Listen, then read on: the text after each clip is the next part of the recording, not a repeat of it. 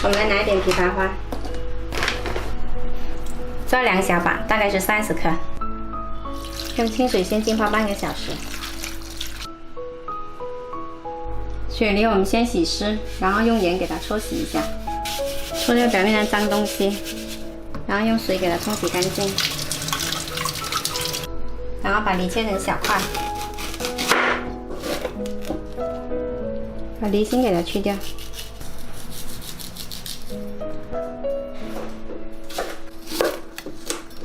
切好了就给它放在养生壶里面。再来洗30克的桂圆肉，洗好了也放在养生壶里。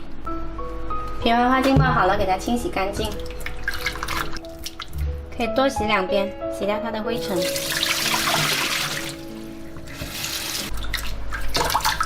洗好了也放在养生壶里面。再来加入1600毫升水。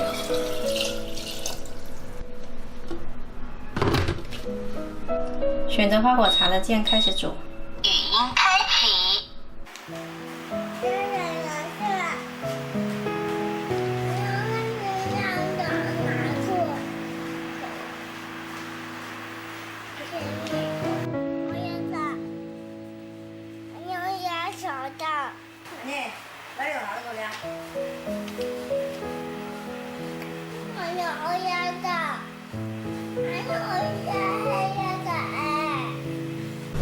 煮好了之后，我们来加一点冰糖，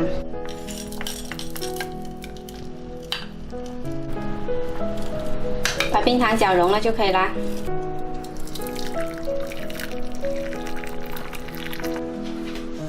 那么中间，冰糖枇杷花汤，有好吃的哟，冰糖哦，很好吃的。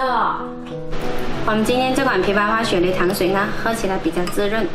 特别适合大人小孩喝，喉咙不舒服的时候呢，可以多煲来喝。喜欢的话可以试一下。